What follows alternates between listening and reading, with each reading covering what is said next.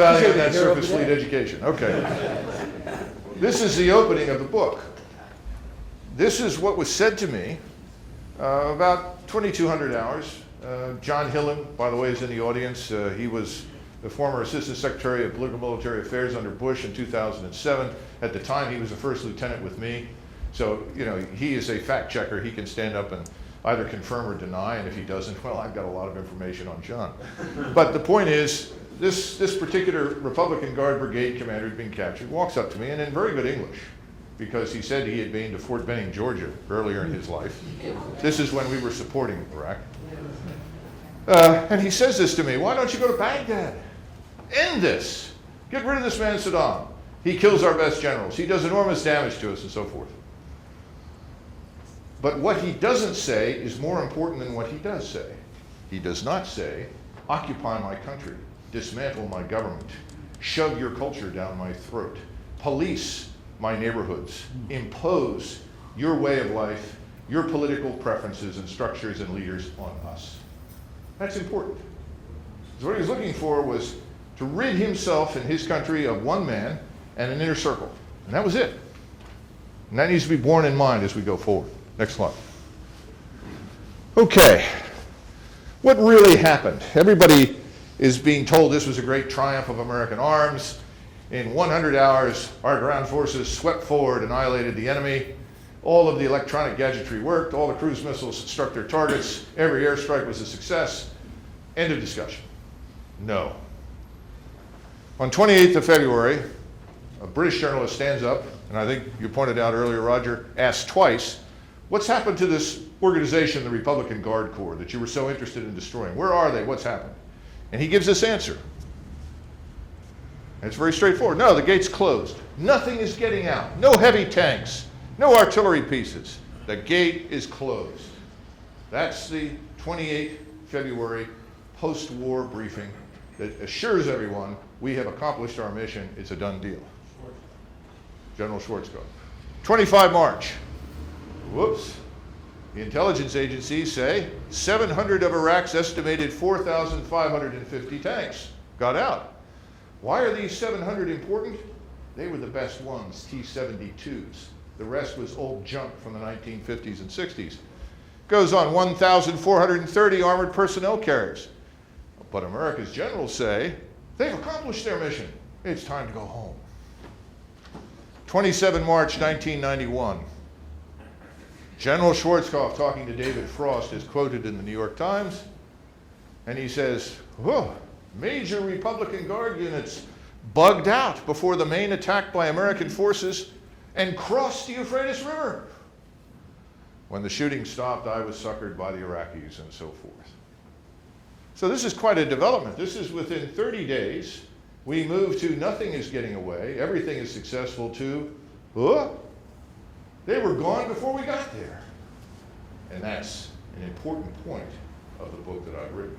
Next slide. Now, whether you like Peter Galbraith or not, he has this to say about the subsequent insurrection that occurs when the Kurds and the Shiites primarily rebel against the Saddam Hussein regime. And you'll remember that this was something that was actively encouraged by President Bush. In fact, on the 17th of February, before the ground war actually started, he is already personally urging on the radio the Iraqi people, quote unquote, to stand up and overthrow Saddam Hussein. Well, it didn't work, as we all know. They were slaughtered. The Republican Guard Corps that managed to escape does most of the dirty work. But the important point that I want to leave you with is the Iraqi Shiites are the ones who take the biggest hit. Remember that 80% of the enlisted men in the Iraqi army were Shiite Arabs. Only 20% were Sunnis. 80% of the officers in the Iraqi army were Sunnis. Only 20% were Shiite. So you're a Shiite Arab, and hundreds of thousands of them pour into Iran seeking safety. And what do you remember about the United States? We urged them to rebel, and we walked away from them, abandoned them. That has implications for what happens after 2003 in Iraq. Next slide. Okay, world. What I want you to take away from this particular slide is that the war with Iraq did not end on the 28th of February, or the 2nd of March, or the 5th of March. It never ended. Now, the ground portion largely stopped. But what people miss is that after 1991, the first thing you do in the 27th of August, 1992, belatedly, is that we establish a no-fly zone. This is to protect the remaining Shiite population from being annihilated by Iraqi armor and aircraft. Well, it's a little late. You know, the people that you wanted to protect are gone anyway, but the point is, when you establish a no-fly zone, that's expensive. That involves a lot of aircraft, lots of manpower, lots of repair parts, lots of hours, billions of dollars. On the 7th of October, with this established, 80,000 Iraqi troops, mounted up in tanks and armored fighting vehicles, suddenly out of nowhere advanced south towards Kuwait. Much like the Soviets, who used to practice attacking west and then stopping before they reached the East German border, as though they are about to roll right back into Iraq again. And guess what? 2 veteran Republican Guard divisions. Veteran Republican Guard divisions from 1991 spearhead the attack. Madeleine Albright is frightened. I will explain later on that was unreasonable. But the point is, we mobilized 36,000 troops right away and put another 160,000 in motion to go back. This is only two and a half years after the war, the great triumph of 1991. 1 January, Northern Watch is established to protect the Kurds. Now we are protecting the northern part of the country, and it goes on. Then you get the various programs, the declarations of Iraqi liberation by the Bush administration. And then by the time you get into 1998, you start this bombing campaign with cruise missiles and airstrikes, and thereafter, airstrikes continue weekly into 2001. Weekly. So your air forces, air forces from the Navy and the Air Force are very busy. While the ground force is at rest, the air forces are not. People don't notice this. It's expensive. It takes time. It takes equipment. And you march down to the bottom and you see, you go all the way to 20 March 2003. This is pretty much of a straight line, because there was a recognition fairly early this had failed.